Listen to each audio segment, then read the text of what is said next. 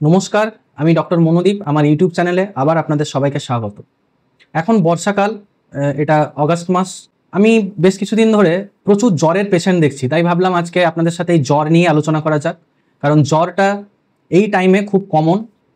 প্রথমেই পেশেন্টদের যে চিন্তাটা থাকে যে তাদের এটা ভাইরাল ফিভার কিনা। অবশ্যই বেশিরভাগ ক্ষেত্রে এখন যে জ্বরগুলো হচ্ছে সেগুলো ভাইরাল ফিভার, এবং সেগুলো কিন্তু খুব মানে হোম রেমেডিস এবং স্বল্প কিছু কয়েকজনের চিকিৎসার দরকার পড়ে।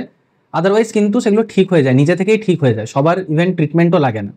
কিন্তু বর্ষার সময় জ্বর নিয়ে আমাদের সাবধান থাকাটা প্রয়োজন, কারণ এই ভাইরাল ফিভারের মাঝেই কিন্তু অনেক খারাপ খারাপ জ্বর লুকিয়ে আছে। ইভেন ভাইরাল ফিভারের মধ্যেও ডেঙ্গু ফিভার তো একটা ভাইরাল ফিভার, কিন্তু ডেঙ্গুর ক্ষেত্রে কিন্তু অনেক খারাপ সিচুয়েশনও তৈরি হতে পারে। বেশিরভাগ ক্ষেত্রে 8-5টা ভাইরাল ফিভারের মতো ডেঙ্গুও ঠিক হয়ে যায়, কিন্তু অনেক ক্ষেত্রেই ডেঙ্গুর কমপ্লিকেশন হতে পারে, সেটাও আমাদের ভুলে গেলে চলবে না। তাছাড়া হেপাটাইটিস এ ভাইরাস, এটাও তো একটা ভাইরাল ফিভার। হেপাটাইটিস এ ভাইরাসের জন্য জ্বর হতে পারে, চোখ হলুদ হয়ে যেতে পারে, জন্ডিস হতে পারে, তার সাথে আপনার ক্ষুধামন্দ থাকতে পারে, বারবার বমি বমি ভাব পেতে পারে, সেগুলো হতে পারে। এটাও ভাইরাল ফিভার, কিন্তু অনেক সময় এটাও কিন্তু আমাদের লিভারের ড্যামেজ করে, এবং খুব কম পেশেন্টের, বেশিরভাগ পেশেন্টই ধীরে ধীরে ঠিক হয়ে যায়, কিন্তু খুব কম পেশেন্টের ক্ষেত্রে এখান থেকেও কিন্তু কমপ্লিকেশন হতে পারে। ম্যালেরিয়া উড়িয়ে দিলে চলবে না, কারণ মশার উপদ্রব এই সময় বাড়ে। ডেঙ্গুও ঠিক একই রকমভাবে মশাবাহিত রোগ। ম্যালেরিয়ার ক্ষেত্রে সেটা ভাইরাল নয়, সেটা একটা প্যারাসাইট, যেটা ফিভার করে, আমাদের জ্বর করে। সেক্ষেত্রে যদি আপনার ডিটেকশন অনেকটা দেরি হয়ে যায়, তাহলে ম্যালেরিয়ার জন্য কিন্তু কমপ্লিকেশন হতে পারে। এখন লেপ্টোস্পাইরা বলে একটা ফিভার, যেটাকে আমরা ইঁদুর জ্বর বলে থাকি, সেটাও কিন্তু অনেক পেশেন্টের হয়ে থাকে। সেখানেও আপনার জন্ডিস হয়, শরীরের বিভিন্ন জায়গাতে ব্লিডিং স্পট দেখা দিতে পারে, ইভেন আপনার কিডনিও অ্যাফেক্টেড হতে পারে, কিডনির ক্ষতি হতে পারে। এই সমস্ত কিছুই কিন্তু এই ভাইরাল ফিভারের আড়ালেই সবাই রয়েছে। যদিও বেশিরভাগ ফিভারগুলো ভাইরাল ফিভার, বাট এগুলোও কিন্তু তার সাথে সাথে থাকে, এবং আমাদের সেই জিনিসগুলো ডিটেক্ট করতে হবে। তাই আমাদের সাবধানতা অবলম্বন করে সতর্ক থাকা। এবারে সবাই তো খুব চিন্তা করে যে আপনার ভাইরাল ফিভার কিনা, ব্যাকটেরিয়াল ফিভার কিনা। কিন্তু বিশ্বাস করুন, আমি যতজনকে জিজ্ঞেস করি না, যে যখন কেউ আমাকে বলে যে ডাক্তারবাবু আমার 2 দিন ধরে খুব জ্বর হচ্ছে, আমি যখন জিজ্ঞেস করি যে আপনি কি একবারও আপনার টেম্পারেচার মেজার করেছিলেন, উত্তর দেন না, টেম্পারেচার দেখিনি, বাড়িতে তো থার্মোমিটার নেই। তাহলে চিন্তা করুন, আমার প্রশ্নটা এখানেই। আমি প্রত্যেকটা ভিডিওতে আমি এই কথাগুলোই আপনাদেরকে বলতে চাই, যে আমার কাজ হলো আপনাদের একটা ইনফরমেশন দেওয়া, এবং এই ইনফরমেশনটা যাতে আপনারা বাস্তবে প্রয়োগ করতে পারেন।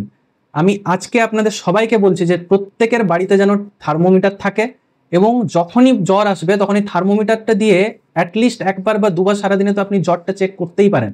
আমাদের বাড়িতে তো এমনি প্রচুর জিনিস থাকে, আমরা স্ক্রুড্রাইভার রাখি, আমরা এই প্লাস রাখি, আমরা বিভিন্ন যন্ত্রপাতি ঠিক করার জন্য বিভিন্ন সরঞ্জাম কিন্তু রাখি, কিন্তু আমরা আমাদের শরীরকে গুরুত্ব দিই না। জ্বর এসেছে, বাড়িতে থার্মোমিটার নেই, আমরা একটা থার্মোমিটার রাখতেই পারি বাড়িতে সবসময়। আগে তো আমরা মার্কারি থার্মোমিটার বা পারদ দেওয়া থার্মোমিটারগুলো ইউজ করতাম, এখন আর করা হয় না। এখন অনেক ভালো ভালো ডিজিটাল থার্মোমিটার বাজারে রয়েছে, সেটা আপনারা একটা কিনে বাড়িতে রাখতেই পারেন। যদি আপনি আমাদেরকে এসে বলতে পারেন সঠিকভাবে যে আমার এত টেম্পারেচার রয়েছে, তাহলে আমরা বুঝতে পারবো যে আদৌ ওটা জ্বর কিনা। অনেক সময় আমাদের হতে পারে একটা জ্বর জ্বর ভাব হচ্ছে, আর একটাকে বলা হয় জ্বর হচ্ছে, একটাকে বলি আমরা ফিভারিস ফিলিং, আর একটা হচ্ছে জ্বর বা ফিভার। তো এখন এই জিনিসটা আমাদের জানতে হবে। তাই ভাইরাল ফিভার না ব্যাকটেরিয়াল ফিভার, এটা জানার আগে আমাদের জানতে হবে আদৌ এটা জ্বর কিনা। তাহলে কাকে জ্বর বলে, জলের ডেফিনেশন বা সংজ্ঞাটা কি? মোটামুটিভাবে যদি গোদা বাংলায় আপনাদের বোঝাতে চাই, যে 100 ডিগ্রি ফারেনহাইটের বেশি যদি আপনার বডি টেম্পারেচার হয়, তাহলে সেটা জ্বর। এবার আমাদের শরীরের একটা অদ্ভুত নিয়ম রয়েছে, সেটা কিরকম? যে আমাদের সকালবেলাতে নর্মালি আমাদের বডির যে টেম্পারেচার, তার একটা ভ্যারিয়েশন থাকে। সকালে একরকম টেম্পারেচার হয়, ইভিনিংয়ে টেম্পারেচার হয়। সাধারণভাবে প্রত্যেকের ক্ষেত্রেই সকালে টেম্পারেচারটা একটু কম থাকে, এবং সন্ধ্যার দিকে টেম্পারেচারটা একটু বেড়ে যায়, যেটাকে আমরা এএম টেম্পারেচার আর পিএম টেম্পারেচার বলি। এএম মানে সকালের টেম্পারেচার, পিএম মানে সন্ধ্যার টেম্পারেচার।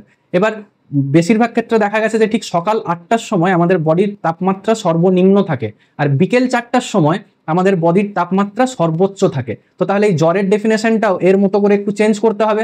তাই এক কথায় বললে, সকালবেলায় যদি আপনার 99-এর বেশি টেম্পারেচার থাকে, 99 বলতে 99 ডিগ্রি ফারেনহাইট, তাহলে সেটা আপনার বুঝতে হবে যে আপনার জ্বর এসেছে।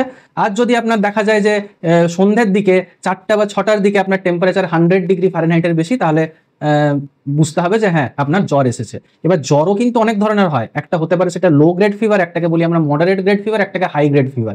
অনেকে এসে বলে ডাক্তারবাবু আমার জ্বরটা না এতটা বেশি হয় না। অনেকে বলে আমার টেম্পারেচারটা ওই মোটামুটি একটা জায়গাতে থাকে, 102, 101, তার বেশি কখনো যায় না।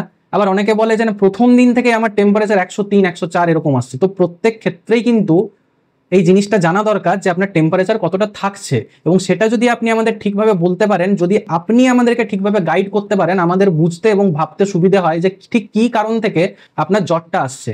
তাই আপনাদের চিকিৎসার পাঠ কিন্তু আপনারা নিজেরাও এটা ভুলে গেলে একদম চলবে না, কারণ আপনি যেভাবে আমাদেরকে বলবেন, যেভাবে আপনি ডাইরেকশন দেবেন, গাইড করবেন, আমরাও সেইভাবে ঠিক বুঝবো যে আপনি ঠিক কতটা সমস্যায় ভুগছেন, আপনার ঠিক কী কী সমস্যাগুলো হচ্ছে। তাই ডাক্তার দেখাতে গেলে শুধু ডাক্তার দেখাতে গেলে হবে না, ডাক্তারবাবুকে গিয়ে ঠিকভাবে বুঝিয়ে বলতে হবে। হ্যাঁ, আমরাও সেটা ঠিকভাবে বোঝার জন্য আপনাদেরকে বিভিন্ন ধরনের প্রশ্ন করে থাকি, সেটা যদি আপনি সঠিকভাবে ব্যাখ্যা করতে পারেন, আমাদের এই জ্বরের কারণ ধরতে আমাদের অনেক সুবিধা হয়। যেমন আমি আপনাকে প্রশ্ন করলাম যে আচ্ছা, আপনার জ্বর আসার পরে আপনার কি কোথাও কোনো র্যাশ বেরিয়েছে? এই ছোট্ট একটা জিনিস কিন্তু, এই ছোট্ট একটা প্রশ্নের উত্তর আমার কাছে কিন্তু জ্বরের কারণটাকে অনেকটা স্পষ্ট করে দিতে পারে। আবার ধরুন আপনি বললেন যে আমার টেম্পারেচারটা প্রথম দিন থেকেই খুব বেশি আসছে, তাহলে আমি একরকম ভাববো। আবার যদি আপনি বলেন যে আমার টেম্পারেচারটা ধীরে ধীরে দিনের পর দিন বাড়তে থাকছে, তাহলে কিন্তু আমাকে অন্য একটা কিছু ভাবতে হবে। আবার যদি আপনি বলেন যে না, আমার সারা দিন আমার ঠিক থাকে, আমার কোনো জ্বর আসে না, কিন্তু দীর্ঘ 14 থেকে 15 দিন পর্যন্ত আমার হালকা কাশি হচ্ছে, তার সাথে আমার একটু দুর্বল দুর্বল ভাব হয়েছে, আমার খিদেটা কমে গেছে, এবং এই সন্ধ্যের দিকে জ্বর আসে, তখন কিন্তু আমার চিন্তাটা বা আমার ভাবনাটা, আমার ডায়াগনোসিসটা কিন্তু অন্যদিকে চলে যাবে। তাই আপনাদের চিকিৎসার আপনারাও একটা পার্ট। কখনো ডাক্তারবাবু একা চিকিৎসা করে না, এই চিকিৎসা জিনিসটা কিন্তু একটা টিম ওয়ার্ক, যে সেখানে আপনিও রয়েছেন, আপনার যে ডাক্তারবাবু তিনি রয়েছেন, এবং তার সাথে আপনার যে টেক কেয়ার করবে, যে আপনাকে ওই আপনার যে রোগগ্রস্ত অবস্থায় যে সবসময় আপনার পাশে থাকবে, যে সবসময় আপনাকে ওষুধপত্র ঠিক টাইমে খেতে হবে কিনা মনে করিয়ে দেবে, বা আপনার যে শুধু ওষুধ খেলে তো আর চিকিৎসা হয় না, তার সাথে সাথে আপনার নর্মাল খাবার দাবার ঠিক হবে, তার ডায়েটটা ঠিক রাখতে হবে, এই সব ব্যাপারগুলোকে নিয়ে যে দেখভাল করবে, তারও কিন্তু একটা গুরুত্বপূর্ণ ভূমিকা রয়েছে। এই জিনিসটা কিন্তু আমাদের ভুলে গেলে চলবে না। তো এই যে এখন যেটা বলছিলাম, তাহলে এবার জেনে নিই কোনটা লো গ্রেড ফিভার, কোনটা মডারেট গ্রেড ফিভার, কোনটা হাই গ্রেড ফিভার। যদি আপনার টেম্পারেচার মোটামুটি 99 থেকে 100.2 ডিগ্রি ফারেনহাইট থাকে, তাহলে সেটাকে আমরা বলি লো গ্রেড ফিভার। এবার যদি আপনার 100.4 ডিগ্রি ফারেনহাইট, এর থেকে যদি আপনার এই জিনিসটা 102.2 ডিগ্রি ফারেনহাইট পর্যন্ত থাকে, এটা হচ্ছে মডারেট গ্রেড ফিভার। কিন্তু 102 এর থেকে যখন টেম্পারেচারটা বেড়ে যায়, 102 ডিগ্রি ফারেনহাইট, 102 বলতে আমি 102 ডিগ্রি ফারেনহাইটকে বোঝাচ্ছি, আর একটা টেম্পারেচারের স্কেল রয়েছে, এটা সেলসিয়াস স্কেল, আমরা সেটাকে ইউজ করি না। তো এবার 102 ডিগ্রি ফারেনহাইটের বেশি যদি আপনার টেম্পারেচার চলে যায়, তাহলে আপনাকে বুঝতে হবে কিন্তু আপনার হাই গ্রেড ফিভার রয়েছে। এবং চিকিৎসাও কিন্তু 3টে ফিভারের জন্য আলাদা, কখন কার জন্য কতটা প্যারাসিটামল খেতে হবে, কার জলপট্টি দেওয়ার প্রয়োজন আছে কিনা, এই সব ইনফরমেশনগুলো যদি আপনি আমাকে ঠিকভাবে দিতে পারেন, তাহলে আমিও আপনাকে ঠিকভাবে বলতে পারবো আচ্ছা আপনার এই টাইপের ফিভার আছে, তাহলে আপনি এই জিনিসগুলো করুন। ওষুধপত্র খাওয়ার সাথে আপনি জলপট্টি দিন, আপনি একটু গাটাকে একটু জল দিয়ে ভালো করে মুছে দিন, ঠিক আছে, এগুলো আমি আপনাকে বলতে পারবো। তো তাই আমার উদ্দেশ্য হলো আপনাদের কাছে সঠিক ইনফরমেশন পৌঁছে দেওয়া, যেটা আপনাদের বাস্তব জীবনে কাজে লাগবে।